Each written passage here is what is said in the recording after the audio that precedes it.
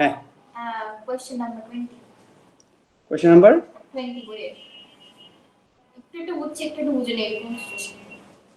Question number 20 কোনটা আবার? বইয়ে পেজ নাম্বার বলবো নাকি? পেজ নাম্বার বলে আপনি কোশ্চেন নাম্বার 20 কি এটা? 21 এটা করছি কিন্তু এর আগেরটা আগেরটা কোশ্চেন নাম্বার 20 তো পাই না। সেখানে স্যার আছে স্যার আমাদের যে টেবিলটা আছে না ওই রিডাকশন একটা টেবিলটা আছে না আমি এটা পাশের পেজটা এটা পাশের পেজটা জি এই যে কোশ্চেন নাম্বার 20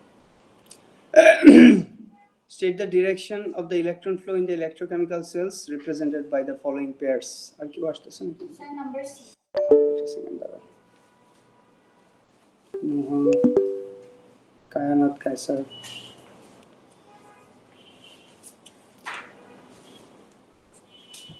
হ্যাঁ নাম্বার সি তে প্রবলেম শুধু বাকিগুলো পারছো?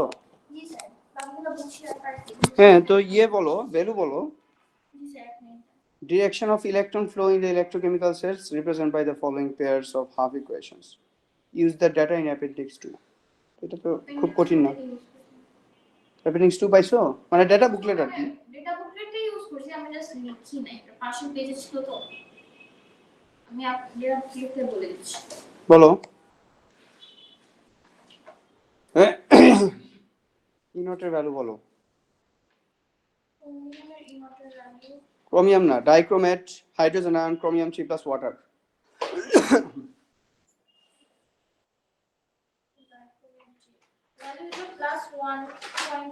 দেখি আমার কাছে দাও তো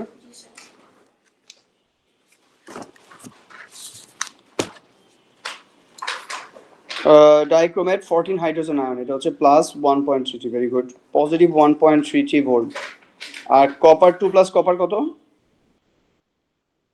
কপার 2 প্লাস কপার হলো পজিটিভ 0.34 আচ্ছা এখানে সিমিলার অনেক আয়ন আছে কিন্তু ডাটা বুকলেটে carefully you need to identify যে তুমি কোনটা নিয়ে কথা বলছো যেমন ধরো কপার 2 প্লাস কপার আছে কপার 2 প্লাস কপার 1 প্লাস আছে কপার 2 প্লাস 2 কপার 1 প্লাস আবার কপার 1 প্লাস 2 কপার আছে তো তুমি যে কোনো একটা নিলেই কিন্তু হবে না সো এখানে স্পেসিফিক বলা আছে কপার 2 প্লাস 2 কপার তোমার ওইটাই নেওয়া লাগবে ডাটা বুকলেটটা কিভাবে ইউজ করা লাগবে এটা বলতেছে এরপর ধরো ম্যাঙ্গানেট আয়নের অনেকগুলা ইয়া আছে তোমার ইকুয়েশন আছে ম্যাঙ্গানিজ 2 প্লাস অনেকগুলা অভাব নাই manganese 2 plus to manganese 3 plus to manganese 2 plus manganese dioxide to manganese 2 plus তো অনেকগুলা ইনফরমেশন আছে তো তোমাকে যখন ইয়েতে দিবে ডাটা বুকলেট এক্সাম হলে তখনও কিন্তু কনফিউজ করার জন্য সিমিলার ভ্যালু মানে similar type of half equation তোমাকে অনেকগুলা দিবে ওখান থেকে তোমাকে স্পেসিফিকটা তুমি তো দেখলেই বুঝবা স্পেসিফিক কোনটা ওইটা ইজি আচ্ছা তাহলে এটা বলো E not value more positive কোনটা ডাইক্রোমেট টু ক্রোমিয়াম 3 প্লাস তাহলে এই ইকুয়েশনটা যা আছে তাই থাকবে তাহলে এটা gain of electron loss of electron কোনটা তাহলে কপার 2 প্লাস 2 কপার তাহলে বলছে direction of electron flow right what is the direction of electron flow তো কপার হাফ সেল থেকে ক্রোমিয়াম হাফ সেলের দিকে ডাইক্রোমেট ক্রোমিয়াম 3 প্লাস হাফ সেলের দিকে হচ্ছে ইলেকট্রন ফ্লো হবে এটাই বানাও না মানে ডাইরেকশন বলতেছে তো এইজন্য হ্যাঁ কিন্তু তোমাকে তো লেফট হ্যান্ড সাইডে তারপরে রাইট হ্যান্ড সাইডে এটা সেল নোটেশন বানাইতে পারো আমরা লাস্ট দিন যেটা সেল নোটেশন দিয়ে তোমাদেরকে দেখাইছি ওটা তুমি বানাইতে পারো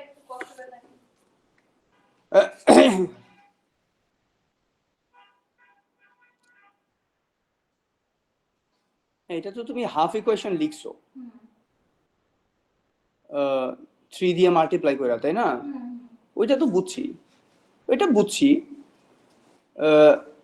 তোমাকে জিজ্ঞেস করছে হচ্ছে ডিরেকশন অফ ইলেকট্রন ফ্লোটা কোন দিকে তাহলে কপার মেটাল থেকে ইলেকট্রন রিলিজ হবে তাহলে এটা হচ্ছে লেফট সাইডে তুমি এই ইলেকট্রোডটাকে বসাবা copper to copper metal to copper 2 plus বুঝছো না তাহলে আমরা নরমালি যেটা অক্সিডাইজ হয় এটা লেফট সাইডে রাখি যেটা রিডিউস হয় এটাকে রাইট সাইডে রাখি নরমালি এভাবে লিখি তাহলে এখান থেকে কপার মেটাল থেকে ইলেকট্রন কপার 2 প্লাসের দিকে মানে কপার মেটাল থেকে তোমার হচ্ছে ডাইক্রোমেট ক্রোমিয়াম 3 প্লাসের দিকে ইলেকট্রন ফ্লো হবে সিম্পল তাই না যেটা অক্সিডাইজ হবে ওইখান থেকে যেটা রিডিউস স্পিসিস মানে রিডিউস যেটা হইছে ওইটার দিকে ইলেকট্রন ফ্লো হবে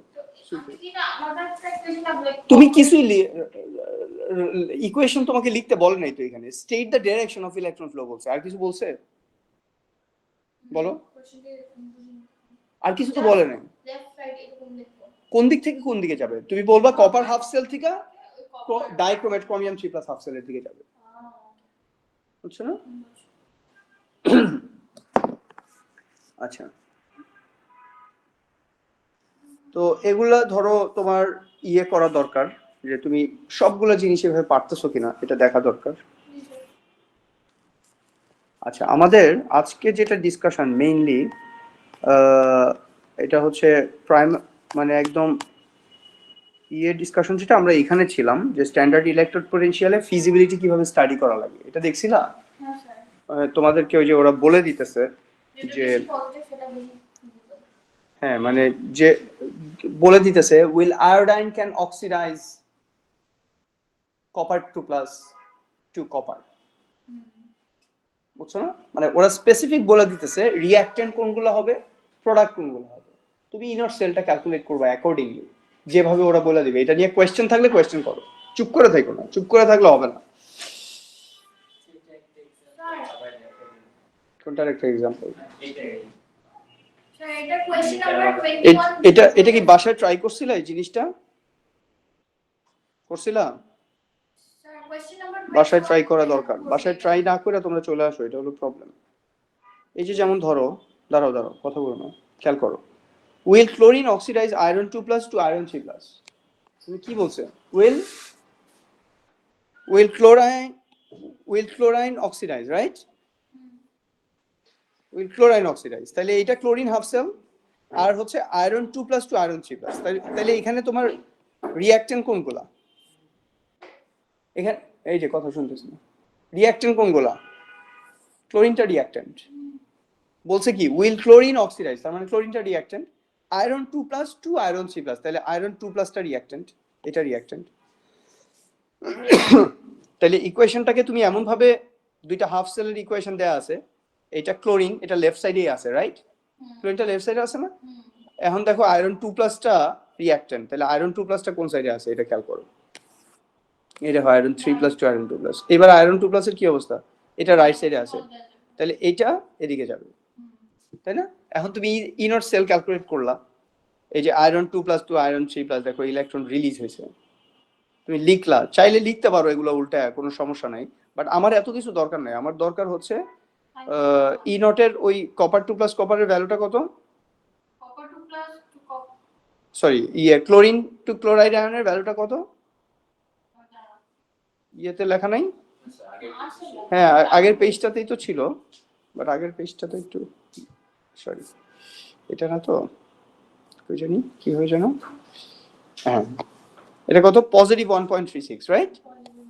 তাহলে এটা পজিটিভ 1.36, এটা কত?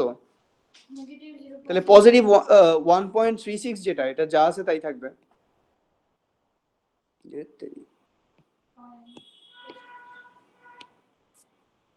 পজিটিভ 1.36 যা আছে তাই থাকবে। এটা কত? পজিটিভ 0.77, তাহলে নেগেটিভ 0.77। তাহলে ই নট সেল কি পজিটিভ না? Since E not cell is positive, the reaction is feasible. শেষ। এই যে এত কাহিনী নাই, এগুলা কাটা, এগুলা দরকার নাই আমার। ওয়ালাইকুম সালাম। যদি হাফ ইকুয়েশন লিখতে বলে তাইলে অন্য কথা, তাহলে ইকুয়েশন এইটা ফিজিবল। যদি উল্টাটা বলতো will chloride oxidize iron 3+ to iron 2+, তখন এটা দেখতে ইনর সেল, এই যে আবার ইনর সেল ক্যালকুলেট করো, এখানে দেখো উল্টা বলছে, দিস মিনস দ্যাট রিঅ্যাকশন। এই যে এবার ক্লোরাইড লেফট সাইডে, আয়রন 3+ রাইট সাইডে। এবার তুমি ইনর সেল ক্যালকুলেট করো, ওরা কিন্তু স্পেসিফিক বলে দিছে আয়রন 3+ টু আয়রন 2+। এই দেখো আয়রন 3+ টু আয়রন 2+, এই ইকুয়েশনে ইনর কত? পজিটিভ 0.77 না? তাহলে এটা কি পজিটিভ থাকবে না? বুঝছো? 0. ইয়েস নো ভেরি গুড বইলো, না বুঝলে এটাও বইলো। তাহলে এইটা পজিটিভ 0.77 থাকবে কিনা, এটা বুঝছো কিনা এটা বলো আগে। Even though it has less positive E naught value, এটাতে আমরা কেন লিখতেছি? ওয়ালাইকুম সালাম। এটাকে কিভাবে এখানে লিখতেছি? বিকজ ওরা রিঅ্যাকট্যান্ট এন্ড প্রোডাক্ট কিন্তু আমাকে ফাইনালাইজ করে দিছে আয়রন 3+ টু আয়রন 2+। তাহলে এটা even though it has less positive E naught value, আমি এটাকে ঠিক রাখতেছি বিকজ এটা রিঅ্যাকশন তো এটাই বলছে। আমার ইকুয়েশনও এটা আয়রন 3+ টু আয়রন 2+ই আছে। তাহলে এটা পজিটিভ 0.77, নেগেটিভ 1.36, কারণ এটা চেঞ্জ হয়ে গেছে। এটা chlorine to chloride ion to chlorine হয়ে গেছে এখন, তাহলে এটার ভ্যালু চেঞ্জ হবে, এটার ভ্যালু চেঞ্জ হয়েছে, তাহলে E not cell is negative, since the E not cell is negative the reaction is not feasible. শেষ। আমি শুধু চিন্তা করি তোমরা এত কঠিন কঠিন গেম খেলো আর এগুলা ছোট ছোট ছোট ছোট জিনিস এগুলো তোমরা ডিস্টার্ব করো। আচ্ছা তাহলে এই হচ্ছে তোমার এখানে ডিসকাশন। এই যে এখানে এত কিছু লিখছে, আমার এত কিছু দরকার নাই। হ্যাঁ তোমাকে ইকুয়েশন ব্যালেন্স করতে বললে এটা তো অন্য ডিসকাশন, ইকুয়েশন তুমি কেমনে ব্যালেন্স করবা ওগুলো তো অন্য ডিসকাশন। ইলেকট্রনের নাম্বারটাকে সেম করার জন্য ইকুয়েশন 1 এন্ড ইকুয়েশন 2 কে অ্যাকর্ডিংলি মাল্টিপ্লাই করবা, electron will be cancel out, that's how it will go. Question 21 এর এইটা একটা হবে। Question 21 at A. Use the data in appendix 2 to predict whether or not the following reactions are feasible. If a reaction does occur, write a balanced equation for it. কি দেখাবো এটা? Sir এটা acidic condition মানে কি লিখেছি এখানে? Can manganate ion oxidize chlorine in acidic condition? Manganate ion এর acidic condition হচ্ছে হাইড্রোজেন আয়ন থাকবে manganate ion এর সাথে। হাইড্রোজেন থাকতো। হ্যাঁ হাইড্রোজেন আয়ন লাগবে। এখন হাইড্রোজেন আয়ন ওয়ালা ইকুয়েশন দুইটা আছে এই ডাটা বুকলেট যদি দেখো, এখানে দুইটা আছে হাইড্রোজেন আয়ন ওয়ালা ইকুয়েশন ম্যাঙ্গানেটের সাথে। একটা হচ্ছে 4 হাইড্রোজেন আয়ন যেটা ম্যাঙ্গানিজ ডাইঅক্সাইড ফর্ম করছে, আরেকটা হচ্ছে 8 হাইড্রোজেন আয়ন যেটা ম্যাঙ্গানিজ 2+ ফর্ম করছে। দুইটার ভ্যালু হচ্ছে খেয়াল করো পজিটিভ 1.67, আরেকটা হচ্ছে পজিটিভ 1.52। আর ক্লোরাইড থেকে ক্লোরিন এটা কত? ক্লোরাইড থেকে ক্লোরিনটা বলো তো, তোমাদের কাছে আছে মনে হয় ভ্যালু এটা? স্যার ক্লোরাইড বই নিয়ে আসে না কেউ? 1.63। একটু আগেই দেখছি না, জি স্যার 1. ক্লোরিন থেকে ক্লোরাইড, হ্যাঁ 1.36 ওটা বলছি। ক্লোরিন থেকে ক্লোরাইড, রাইট? আর এখানে কি বলছে? ক্লোরাইড আয়ন টু ক্লোরিন 1.36, তাহলে এটা নেগেটিভ 1.36 হবে, রাইট? নেগেটিভ 1.36। তাহলে এটা দুইটা ভ্যালু আছে আমার ম্যাঙ্গানেটের অ্যাসিডিফাইড কন্ডিশনে, পজিটিভ 1.67 আর পজিটিভ 1.52। দুইটা ক্ষেত্রে এটা ই সেল পজিটিভ হবে। কোনটা হবে যদি আমরা করি? হ্যাঁ দুইটাই হবে। এখন তুমি হাফ সেল কি দিয়ে বানাইতেছো এটা হচ্ছে ইস্যু। কিন্তু স্যার আমাদের না না দুইটা তো আলাদা আলাদা ইকুয়েশন। হাফ সেলের উপর ডিপেন্ড করবে না? হ্যাঁ হ্যাঁ হাফ সেলের উপর ডিপেন্ড করবে। এখন তুমি ইয়ে কি দিতেছো, কারণ এখানে ম্যাঙ্গানিজ ডাইঅক্সাইড আছে তো, আর এখানে ম্যাঙ্গানিজ 2+ আয়ন আছে। ওরা যদি বলে দিত তুমি যখন হাফ সেলটা বানাবা, এখন তুমি ম্যাঙ্গানিজ ডাইঅক্সাইড দিয়ে হাফ সেল বানাইতেছো না ম্যাঙ্গানিজ 2+ দিয়ে হাফ সেল বানাইতেছো, এটার উপর ডিপেন্ড করতেছে। তুমি তো কনসেন্ট এখানে যে এলিমেন্ট মানে স্পিসিস যেগুলো আছে, প্রোডাক্ট যেটা আছে সেটার উপর ডিপেন্ড করবে। স্পিসিস যেগুলো আছে এগুলো তো তোমার সব দেয়া লাগবে। ম্যাঙ্গানিজ ডাইঅক্সাইডটা যেমন সলিড, তুমি সলিড ফালায় রাখছো, তাহলে তো হাফ সেল হলো ম্যাঙ্গানিজ ডাইঅক্সাইডের হাফ সেল। তুমি যদি ম্যাঙ্গানিজ 2+ আয়নের স্যার ইয়ে বানাও, আমার যে প্রোডাক্টটা আছে, আমার যদি রিঅ্যাকশনের প্রোডাক্টটা সাইডে হলো ইনিশিয়াল প্রোডাক্টটা তো কাইন্ড অফ ক্যাটালিস্ট, ইনিশিয়াল প্রোডাক্টটা না তো আমার তো ম্যাস প্রোডাক্টের ম্যাস তো প্রথম যেটা ম্যাস সেটা চেঞ্জ হচ্ছে না, ঠিক আছে? কোথায় গেছিলাম? না তুমি তো ম্যাঙ্গানিজ 2+ আয়ন এখানে দেওই নাই, তুমি দিছোই ম্যাঙ্গানিজ ডাইঅক্সাইড, তাহলে ম্যাঙ্গানিজ 2+ আয়ন কেন ফর্ম হবে? না বলতে হচ্ছে ইয়ার প্রোডাক্টের যেটা হচ্ছে না যে ইকুইলিব্রিয়াম যখন প্রোডাক্টের আয়ন আর ইয়াতে রিলেটেড, তাহলে প্রোডাক্টটা তো কাইন্ড অফ ক্যাটালিস্টের মতো কাজ করতেছে না। প্রোডাক্ট এবং রিঅ্যাকট্যান্ট এটা তো রিভার্সিবল রিঅ্যাকশন না, প্রোডাক্ট এবং রিঅ্যাকট্যান্ট দুইটাই তো তুমি হাফ সেলে দিয়ে রাখছো। তুমি তো ওকে ও কোন ইকুইলিব্রিয়া থেকে শিফট করবে এটা তুমি আগেই ইন্ডিকেট করছো তাহলে। তুমি তো ম্যাঙ্গানিজ 2+ আয়ন দেওই নাই, তাহলে ওইখানে তো ইকুইলিব্রিয়াই এস্টাবলিশ করে নাই। মানে it is not the equilibrium between manganate ion and manganese 2+. It is an equilibrium between manganate ion, hydrogen ion and manganese dioxide. So দুইটা আলাদা, তুমি সেল তো আলাদা করে ডিজাইন করছো, ওইটার উপর ডিপেন্ড করতেছে এইটাই। হ্যাঁ বলো। স্যার এখানে কনফিউশনটা হলো যে ওই Mn2+ ফর্ম হবে নাকি ওইটা বুঝতেছি না আমি। দুইটাই বলবা, তোমাকে জাস্ট কি বলছে, use the data to predict whether the following reactions are feasible. Reactions are feasible. Reaction তো ফিজিবল, হ্যাঁ দুইটার জন্য ফিজিবল, হ্যাঁ কিন্তু তোমাকে তো বলে নাই ইয়া লিখতে, রাইট এ ব্যালেন্সড ইকুয়েশন লিখতে বলছে। তাহলে তুমি যে কোনো একটা দিয়ে করো বা দুইটা দিয়েই করো ডিপেন্ডিং অন দ্য মার্কস, আমরা তোমাকে ইয়াতে দেখাবো। মানে তুমি দুইটা ইকুয়েশনই লিখবা, আর ওরা এই কোয়েশ্চেনটা আরো স্পেসিফিক করবে তোমাকে।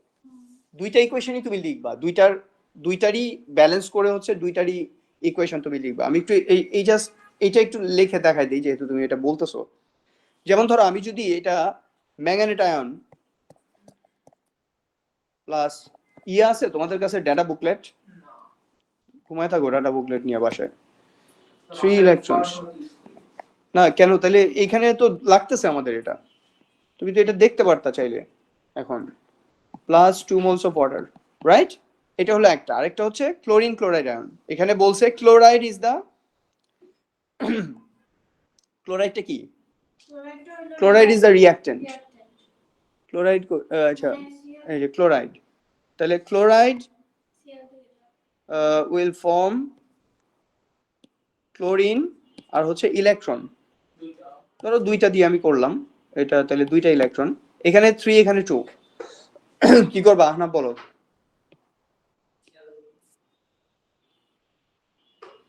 আমি ফুল ইকুয়েশন লিখতে চাই, মানে আয়নিক ইকুয়েশন। বলো,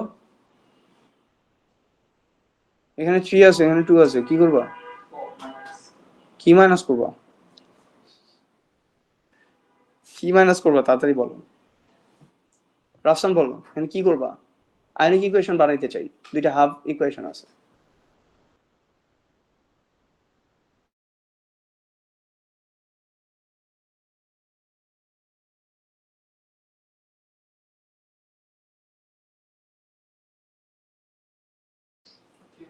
আমাদের দিয়ে পড়তেছে। স্যার আপনারা ফার্স্টে বলছেন আমাদের ইলেকট্রন ব্যালেন্স করার দরকার নেই। আয়নিক ইকুয়েশন এখানে তো আয়নিক ইকুয়েশন বলছে বানাইতে। রাহাত কাকে?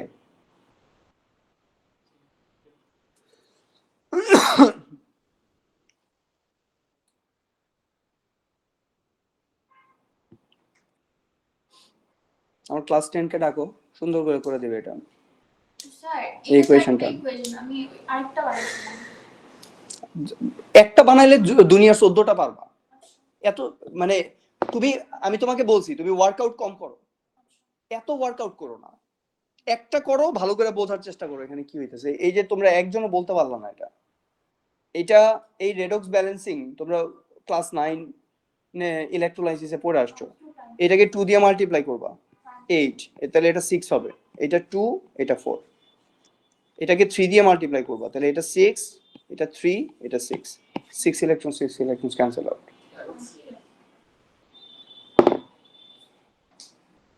তাহলে এগুলা তো বলতে হবে রে বাবা, না বললে কেমনে? আচ্ছা, তাহলে এইটা হলো একটা এই ওয়েতে তুমি হচ্ছে হাফ ইকুয়েশন লিখে ফেললা আর কি। আচ্ছা, আর কিছু ছাড়ো আমারে, আমি শেষ করি ডিসকাশন। আচ্ছা, তাহলে এগুলা গেল ইনট ভ্যালু, অক্সিডাইজিং রিডিউসিং এজেন্ট।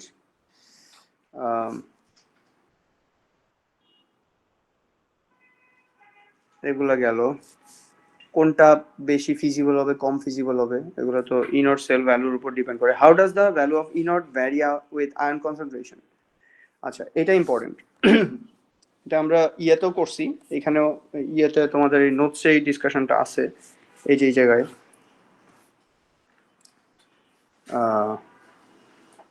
তোমার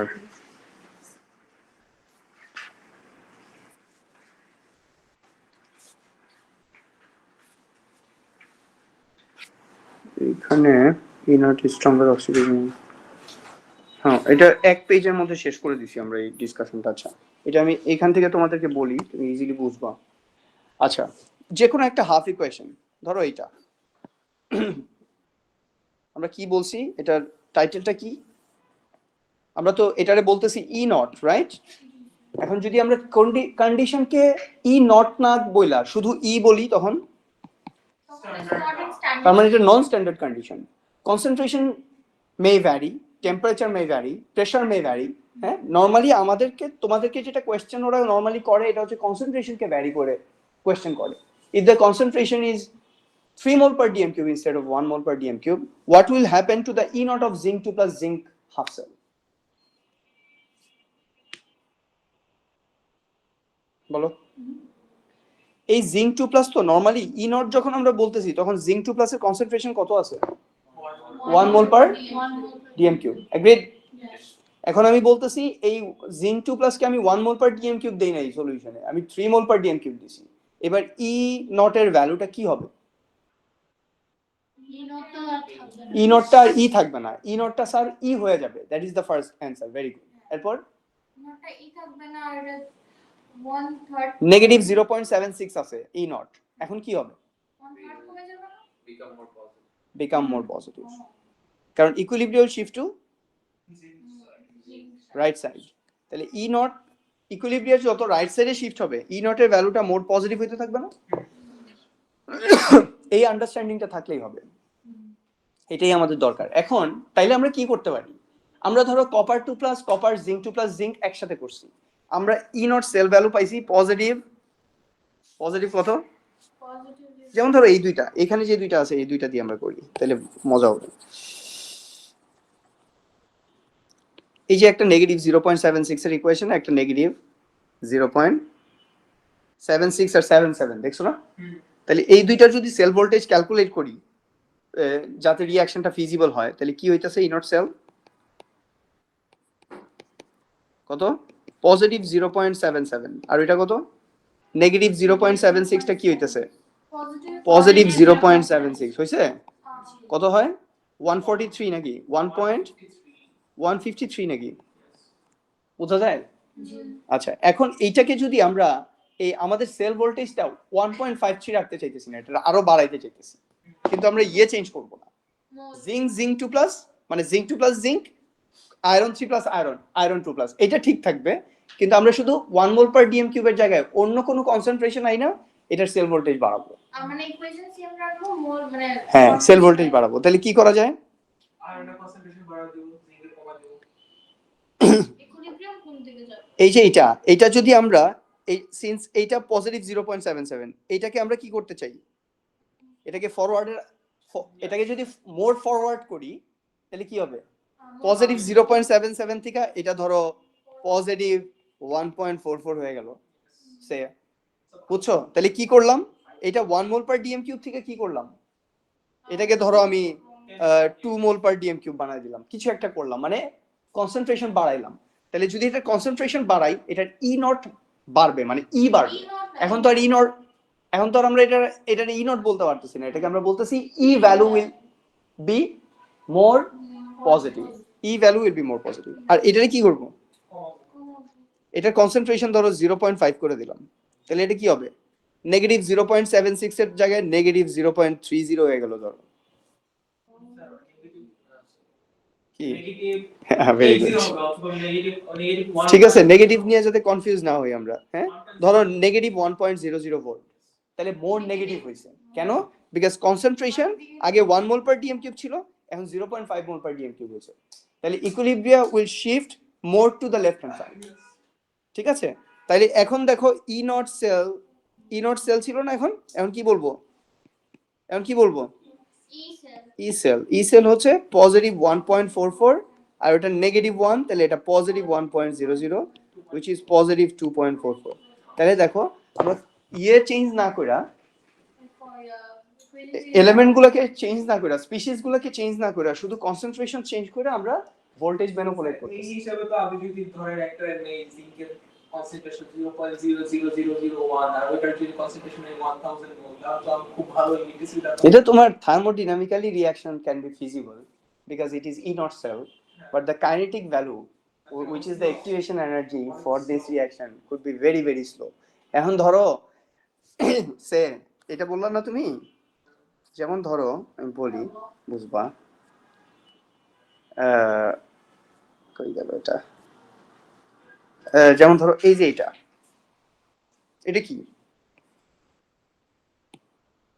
কি বলো? জিঙ্কার হাইড্রোজেন গ্যাস না? আচ্ছা, এখানে দেখো ওরা একটা কথা বলছে, দেখবা জিঙ্ক মেটালকে তুমি যদি ইয়েতে দাও, এখানে তো হাইড্রোজেন আয়নের কনসেন্ট্রেশন আছে না, তো তুমি যদি এই জিঙ্ক মেটালকে হাইড্রোজেন আয়ন মানে ইয়ের সাথে রিঅ্যাক্ট করাও, এই যে the feasibility of the reaction E naught is no guarantee that a reaction will proceed quickly, rate of reaction define করে নাও। সো রেট, তুমি যেটা বলতেছো rate is too slow for your reaction, তুমি যেটা কনসেন্ট্রেশন ইউজ করছো এত slow হয়ে যাবে, তুমি দেখবা প্র্যাকটিক্যালি কোনো রিয়াকশন হইতেছে না আসলে। কত কনসেন্ট্রেশন দেবে? ওই যে ও তো 0.3টা জিরোর পরে 1 দিতে চাইছিল, কেন? ওই যে রিয়াকশনের ই নট সেল ভোল্টেজ বাড়ানোর জন্য। সেল ভোল্টেজ বাড়তেছে থিওরিটিক্যালি, মেবি এটা এই ব্যাটারি কাজ করতে 1 বছর সময় লাগবে, but the battery will work and the voltage will rise up to ও যেটা চাইতেছে ওইটাতে হয়তো প্র্যাকটিক্যালি ওইখানে রাইজ করবে। এবং তোমার ব্যাটারি যদি এত দেরি করে কাজ করতে কি? তাহলে তো ঝামেলা, ভোল্টেজ উঠতে যদি এত টাইম লাগে, তুমি কি চাও? তুমি কি চাও? ইনস্ট্যান্ট ভোল্টেজ উঠুক, যাতে কমে যাবে স্যার। ওয়ার্কেবিলিটিটা যেতে পারে। হ্যাঁ, কিউ ইনটু আইটি মানে চার্জের মধ্যে ডিপেন্ড করবে নাকি টাইমের মধ্যে ডিপেন্ড করবে? মানে এটা স্লো হয়ে যাবে কিসের মধ্যে ডিপেন্ড করবে? চার্জের উপর? এটা তো ইলেকট্রোলাইসিসের ডিসকাশন, আচ্ছা। এটা আমরা ব্যাটারি নিয়ে কথা বলতেছি। Q is equal to IT যেটা ওইটা আমরা ইলেকট্রোলাইসিসের ক্যালকুলেশন যেটা ওইখানে করছি, quantity of electricity is equal to amp into time.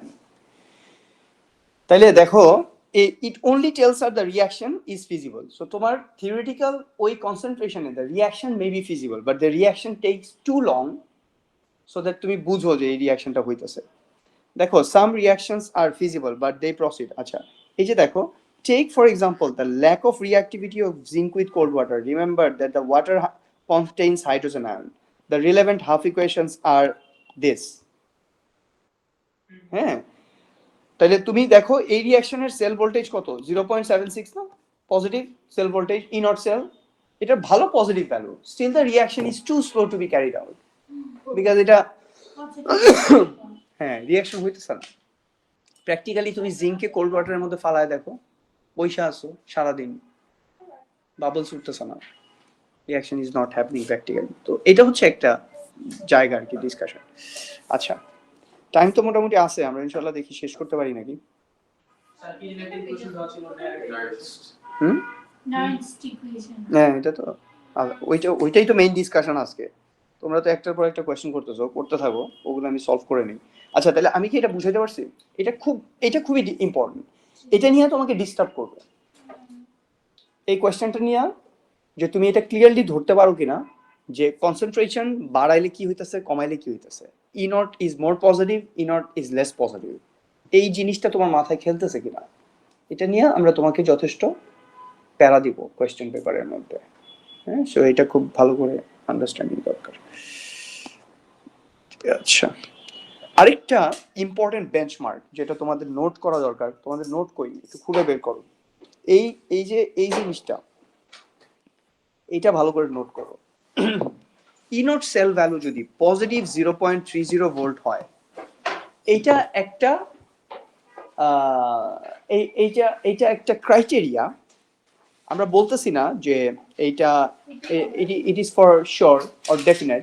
যদি E not cell value positive 0.30 volt বা এর চেয়ে বেশি হয়, you should understand the reaction will have will proceed, it will be feasible with a reasonable rate of reaction, মানে এই রিয়াকশনটা practically ভালোই ফিজিবল হবে, এটা তুমি ধরে নিবা। কিন্তু এটা যদি পজিটিভ 0.30 নিচে থাকে, যেমন ধরো একটা রিয়াকশনের ই নট সেল হচ্ছে negative 0.16, you should understand the reaction is theoretically possible, thermodynamically feasible maybe, but practically a reaction will be too slow to be carried out. 0.036 এর কম হয়। হ্যাঁ, মানে 30 ভোল্টের নিচে যদি হয় তাহলে এটা প্র্যাকটিক্যালি ওইভাবে ফিজিবল না।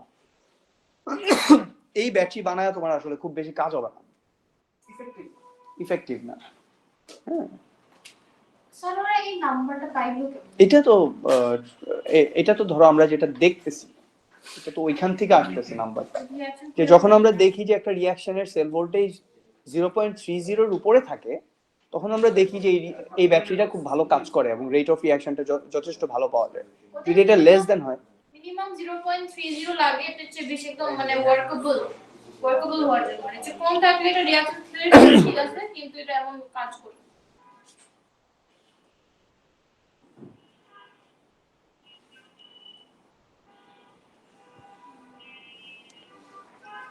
আচ্ছা, আরেকটা কথা দেখো, the figure 0.30 volt given here to help us to tell if the reaction will still occur under a non-standard condition is a rough guide only. If E naught values differ from less than 0.3, non standard condition May result in unexpected outcome, মানে তোমার ই not sell ভ্যালুটা 0.3 এর নিচে আসছে, তার মানে standard কন্ডিশনে এটা তো ওইভাবে ফিজিবল না। এটাকে যদি তুমি নন স্ট্যান্ডার্ড কন্ডিশনেও নিয়ে যাও তাইলেও তুমি যে এটা থেকে খুব ভালো আউটকাম পাইতেছো, ব্যাপারটা এরকম না। পয়েন্টটা বোঝা গেছে? মানে তুমি নন স্ট্যান্ডার্ড কন্ডিশনে নিয়ে চিন্তা করলা আচ্ছা এটা তো 0.16 মাত্র, এটারে আমরা 1.61 এ নিয়ে যাই, বাট ওইটাও তোমার খুব ভালো যে ব্যাটারিটা কাজ করবে নট নেসেসারিলি, কারণ এই রিঅ্যাকশন ন্যাচারালি প্রসিড করার ওর ইয়েই কম, এবিলিটি কম, বুঝছো না? তো এটা থিওরিটিক্যালি মেবি পসিবল, এর জন্য ওরা বলছে যে তুমি যেটা চাইতেছো এটা দিয়ে যে আসলে খুব বেশি কাজ হবে যদি এটাকে নন স্ট্যান্ডার্ড কন্ডিশনে নিয়ে যাও, মানে কনসেন্ট্রেশন ম্যানিপুলেট করো, তাহলে যে খুব ভালো আউটকাম তুমি পাবা। ধরো তুমি ক্যালকুলেট করলা নন স্ট্যান্ডার্ড কন্ডিশনে যে এটা 1.6 আসবে, দেখবো এটা 0.7 এসে বসে আছে।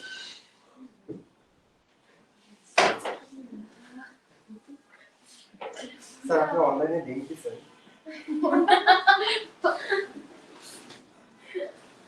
হ্যাঁ তুমি তো বিপদে পড়ে গেছো আয়শা, অনলাইনে যেহেতু আজকে লিংক দিছি। স্যার 3 বার চাইছিলাম, আপনি দেন নাই। আমি তো ইয়েতে দিছি, ওই কি বলে গ্রুপে দিয়ে দিছি আজকে, কারণ আজকে যেহেতু বৃষ্টি হইতেছে আমি নিজেই বের হইতে পারতেছিলাম না, আমি 15 মিনিটস পরে আসছি। তুমি গ্রুপ মিট করেছো না? গ্রুপ মিট করেছো না? কারণ হচ্ছে chatting গ্রুপ মিট আচ্ছা ও দিন এই যে পলিটিক্যাল বক্তব্য দিয়ে কথা বলে। ও আচ্ছা, তুমি দেখছো ভাই একদিন কথা বলছে। এটা ভালো, তুমি যে ওর এইসব পলিটিক্স ধরতে পারছো, মানে আই এম গ্রেটফুল যে তুমি এটা ধরতে পারছো, ও তোমার খোঁচাইতেছে, এটা ভেরি গুড। তো তুমি মিউট দিও না, গ্রুপ মিউট দিয়ে রাখলে লাভ কি? তোমার মানে গ্রুপ অনেক বেশি তাই না, অনেক বেশি গ্রুপে অ্যাডেড। আচ্ছা তাহলে এই হচ্ছে আমাদের মোটামুটি এখানে ডিসকাশন। হ্যাঁ আচ্ছা এবার তাহলে আমরা নার্স ইকুয়েশনে যাই নাকি? নার্স ইকুয়েশনে যাই। আচ্ছা এখানে দেখো পারপাস কি, the Nernst equation কি করতেছি আমরা, the Nernst equation allows us to calculate the electrode potential। electrode potential মানে কি E cell বলতেছি না, E নট যেটা ওইটার কথা বলতেছি, মানে একটা হাফ সেলের ইলেকট্রোড পোটেনশিয়াল আমরা Nernst equation ইউজ করে বের করতে পারবো কখন, যখন কন্ডিশনটা নন স্ট্যান্ডার্ড। যখন কন্ডিশনটা নন স্ট্যান্ডার্ড মানে তুমি 1 মোল পার ডিএম ইউজ করো নাই, ডিফারেন্ট কিছু ইউজ করছো, টেম্পারেচার 298 কেলভিন না, ডিফারেন্ট কিছু। আমি বুঝাতে পারছি? ওইটা যদি হয় তাহলে তুমি নন স্ট্যান্ডার্ড কন্ডিশনে তোমার ওই কপার 2 প্লাস কপার হাফ সেলের ই ভ্যালুটা কত আসবে এটা তুমি নার্নস্ট ইকুয়েশন ইউজ করে তুমি বের করতে পারবে। এটা হচ্ছে নার্নস্ট ইকুয়েশনের ডিসকাশন। আমি কি কথাটা বুঝাতে পারছি? সবাই বুঝছো? আমার তো ডেটা বুকলেটে সব ই নট ভ্যালু দেয়া আছে, আমি একটাকে 2 মোল পার ডিএম কিউব দিয়ে আমি কপার 2 প্লাস কপারের ই ভ্যালুটা কত, এখন তো আর ই নট বলতে পারবো না, দাঁড়াও ই নট তো বলতে পারতেছি না, এখন বলতেছি ইটা কত, এটা আমি খুব ইজিলি বের করে ফেলতে পারবো আমি যদি নার্নস্ট ইকুয়েশন ইউজ করি। বুঝা গেছে? বলো স্যার আমরা z যেটা এটা কি পরে আসো, এটা কোনো ভ্যালিড কোশ্চেন হলো না, আমি এখনো ডিসকাশন শুরুই করি নাই, আগে ডিসকাশন শেষ করি এরপর তুমি ওইটা রিলেটেড কোশ্চেন করো। ঠিক আছে? আমি কি এইটুকু বুঝাইতে পারছি না? What is the objective of Nernst equation, আমরা একটা হাফ সেলের ই নট যেটা ওইটা পাইতে চাই, কিন্তু ই নট তো আর এখন ই নট না, এখন ই নটটা হচ্ছে ই, বিকজ এটা নন স্ট্যান্ডার্ড কন্ডিশন। ঠিক আছে? আচ্ছা এখানে দেখো নার্নস্ট ইকুয়েশন আমরা লিখছি নার্নস্ট ইকুয়েশন এট 298 কেলভিন, লিখছি না? তাহলে 298 কেলভিন ছাড়াও পসিবল, রাইট? ছাড়া পসিবল না?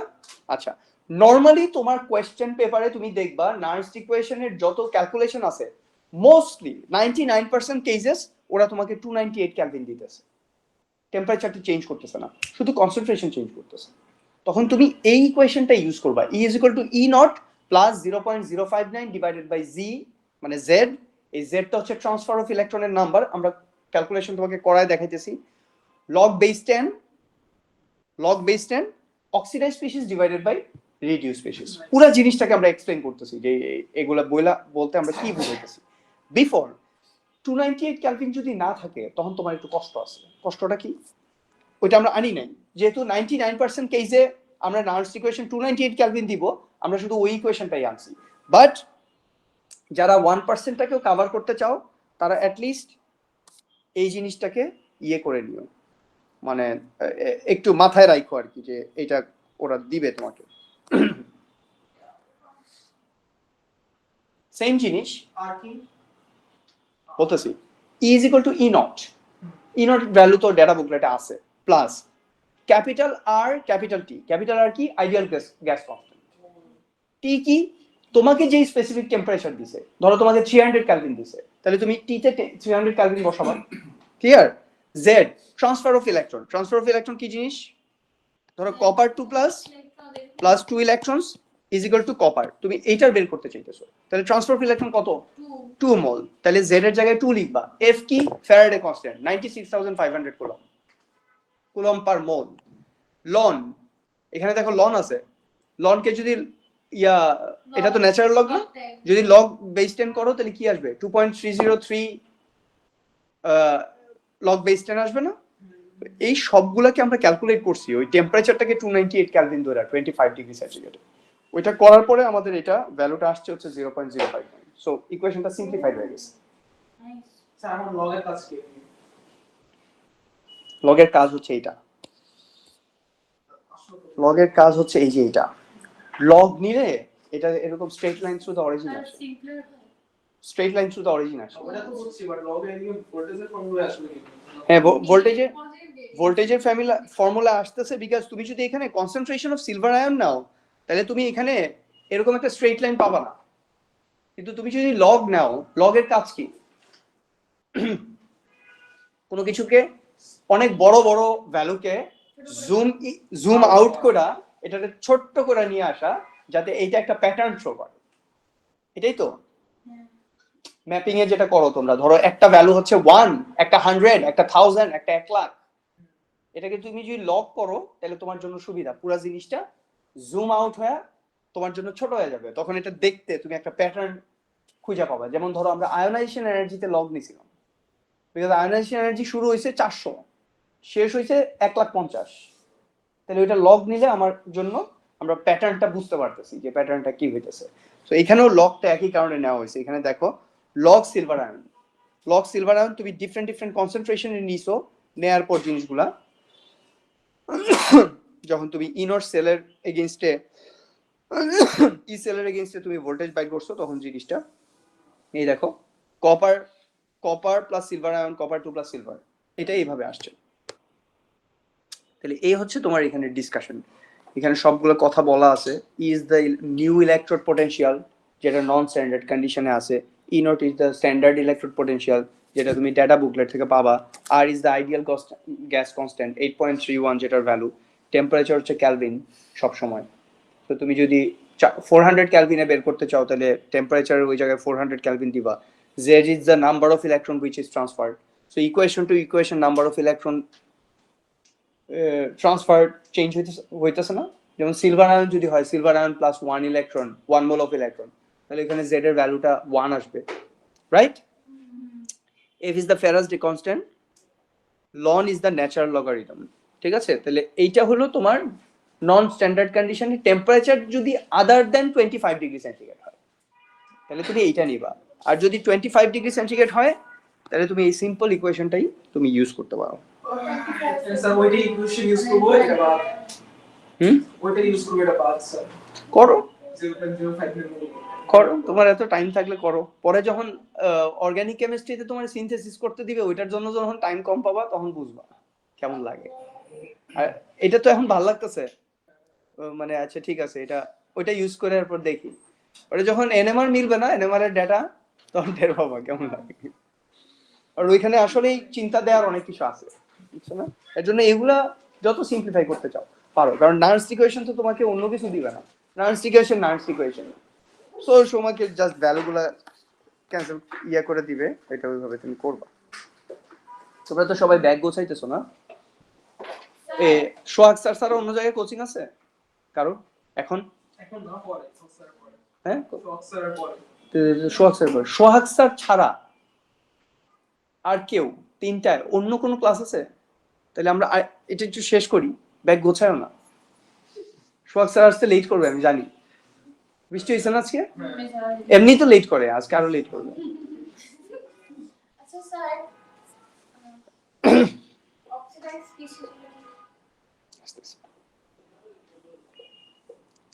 আচ্ছা, এখন তাইলে এটা আমরা এখান থেকে দেখাইতে পারি, এগুলো তো আমরা একদম জেনারেলাইজ একটা কিছু দিয়ে দেখাইছি। একটা ক্যালকুলেশন করে আমরা ক্যালকুলেশন থেকে দেখাই এটাকে তোমরা কেমনে ক্যালকুলেট করবা। এই যে যেমন ধরো এটা ওয়ার্কের example 8, calculate the value of electrode potential at 298 kelvin. তাহলে 298 কেলভিন বলার সাথে সাথে আমি বুঝলাম যে আমি নার্স ইকুয়েশন 298 কেলভিনের জন্য যেটা ওইটাকে আমরা ইউজ করতে পারবো, ঠিক আছে। Copper 2 plus copper 2 plus electrode that has a concentration of copper 2 plus of 0.001 mole per dm cube, E naught value দেয়া আছে পজিটিভ 0.34, ঠিক আছে। তাহলে নার্স ইকুয়েশন এগুলো বসাও, E is equal to E naught 0.059 divided by Z log base 10 copper 2 plus। আচ্ছা এবার আসো শুধু কপার 2 প্লাস। আচ্ছা এখানে আগে এই কথাটা বলে নি, অক্সিডাইজ স্পিসিস রিডিউস স্পিসিস কি জিনিস। এখানে কি ছিল, কপার 2 প্লাস প্লাস দুইটা electron is equal to copper metal, ঠিক আছে। এখানে আমাকে বলো অক্সিডাইজ স্পিসিস কোনটা, রিডিউস স্পিসিস কোনটা। অফেন ভেরি কনফিউজিং, খুব ভালো করে এটা মনোযোগ দিয়ে বুঝো এটা কি জিনিস। এখানে অক্সিডাইজ স্পিসিস কোনটা, রিডিউসড স্পিসিস কোনটা। অক্সিডাইজ স্পিসিস হচ্ছে কপার 2 প্লাস। অক্সিডাইজ স্পিসিস হচ্ছে কপার 2 প্লাস, কেন? সেটা হচ্ছে ইলেকট্রন, এটা অক্সিডাইজড হওয়ার পরে হইছে, it is the result of the oxidation. তাহলে ও যেটা বললো একদম কারেক্ট, অক্সিডাইজ স্পিসিস মানে কি, এটা মানে কি রেজাল্ট অফ অক্সিডেশন। তাহলে দেখো এই কপার মেটালটা ইলেকট্রন লুজ করার পর রেজাল্টটা কি, কপার 2 প্লাস, এইটার কনসেন্ট্রেশনটা হচ্ছে অক্সিডাইজ স্পিসিস। আমার কথা কি বোঝা গেছে? রিডিউস স্পিসিস কোনটা, আফটার রিডাকশন স্পিসিস কি হইলো, কপার মেটাল, রাইট, এটা হচ্ছে রিডিউস স্পিসিস। তাহলে তোমরা এইটাকে খেয়াল রাখো, একটা হাফ ইকুয়েশনে আয়নটা কি হয় উপরে থাকে নিউমারেটর অক্সিডাইজ স্পিসিস, আর মেটালটা কি রিডিউস স্পিসিস, এটা কই থাকে নিচে থাকে। আমি কি বুঝাতে পারছি? একটা হাফ ইকুয়েশনে আয়নটা মানে অ্যাকুয়াস আর সলিড যেটা, এটা দিয়ে যদি তুমি খেয়াল রাখো তাহলে মাল্টিপল আয়ন্স থাকলে তুমি ইজিলি করতে পারবা। ধরো মাল্টিপল আয়ন্স মানে কি, iron 3 plus is gaining electron to form iron 2 plus, এখানে তো দুইটাই আয়ন, তখন বিরক্তিকর না ব্যাপারটা। এর জন্য কি বললাম, অক্সিডাইজ স্পিসিস রিডিউস স্পিসিস তুমি বোঝার চেষ্টা করো এইটা দিয়ে, যে একটা সলিড আর অ্যাকুয়াসের মধ্যে এই অ্যাকুয়াস যেটা এটা হচ্ছে নিউমারেটর আর সলিডটা বাদ। সলিডটা বাদ মানে রিডিউস স্পিসিসের কনসেন্ট্রেশন, এখানে কি থার্ড ব্র্যাকেট রিডিউস স্পিসিস আছে না, থার্ড ব্র্যাকেট মানে কি concentration of a solid is nothing but the density of that solid, which is a constant value, which is a constant value। এটাকে ডেনসিটি মানে কি মাস by volume না, তাহলে মাস by volume একই রেশিওতে বাড়বে না, ঠিক আছে। সো এটা আলটিমেটলি মাস বাই ভলিউমের এই রেশিওটা যেহেতু সেম ভাবে বাড়বে, তুমি যত বড় ইলেকট্রোড নিবা বা যত ছোট ইলেকট্রোড নিবা সেম রেশিওতে বাড়বে। So it's a constant value, এটাকে আমরা 1 ধরে নেই, 1 ইউনিট। এর জন্য এটাকে আমরা সলিড থাকবে এটাকে বাদ দিয়ে দিই, দেখো। হ্যাঁ, কিন্তু যদি আয়রন 2 প্লাস আয়রন এইভাবে থাকে, আয়রন 3 প্লাস আয়রন, এটা তো বাদ দিতে পারবো না। এখানে অক্সিডাইজ স্পিসিস রিডিউস স্পিসিস দুইটার কনসেন্ট্রেশন লেখা লাগবে। তাহলে আমরা এটা লিখলাম, দেখো এখানে লগ বেস 10 কপার 10, নিচে 1, মানে রিডিউস স্পিসিস নাই। Why? Because that is a solid. তাহলে লগ বেস 10 0.001, তাহলে পজিটিভ 0.34 which is the E naught, 0.059 divided by Z which is 2, এটার ভ্যালু লিখলাম, এটা লিখলাম, তাহলে আমরা সবকিছু পাই গেলাম। হ্যাঁ ওটা বাদ আর কি, ওইটাকে আমরা 1 ধরে নিই, বিকজ ওইটা মাস বাই ভলিউমের রেশিও একই রেশিওতে বাড়ে, মাস বাই ভলিউমের এই রেশিওটা সেম থাকে সব সময়। তুমি যত বড় ইলেকট্রন বা যত ছোট ইলেকট্রন নাও, it does not take part, মানে ইট ডাজ নট effectively মানে changing concentration of the electrode, it does not change the value, তোমার E naught এর ইয়েটা চেঞ্জ করতেছে না, মানে রিঅ্যাকশনের কোনো কিছু এখানে চেঞ্জ হইতেছে না। কিন্তু আয়নের কনসেন্ট্রেশন তো ভেরি ভেরি ইম্পর্টেন্ট। তুমি যখন ওইটার কনসেন্ট্রেশন চেঞ্জ করতেছো, তুমি জাস্ট এটাকে বড় ছোট করতেছো, আর কিছু নাই। and this is an electrode। তাহলে এই খুবই সিম্পল। মানে যখন এটা সিম্পল কোয়েশ্চেন তখন তো সিম্পলই, হুম হুম যখন পেঁচাবে হ্যাঁ পেঁচাইতে পারে, বাট ওইটা তোমার ইয়েটা যদি তোমার মাথায় থাকে যে এটা কিভাবে হইতেছে, তাহলে তুমি এটা ইজিলি করতে পারবা। তাহলে এগুলো আমরা বলছি।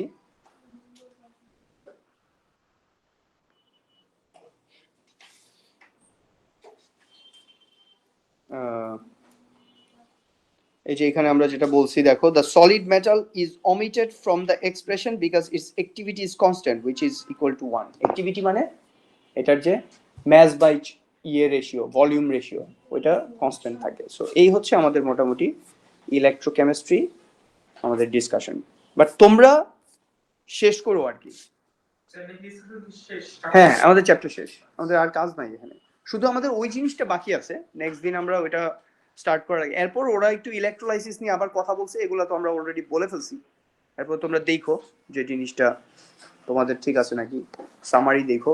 আর এন্ট্রপির যে ছোট্ট একটা জায়গা আছে ওইটা আমরা নেক্সট দিন ওইটা থেকে স্টার্ট করে এরপর আমরা ধরো ওয়ার্কশিট স্টার্ট করলাম আর কি।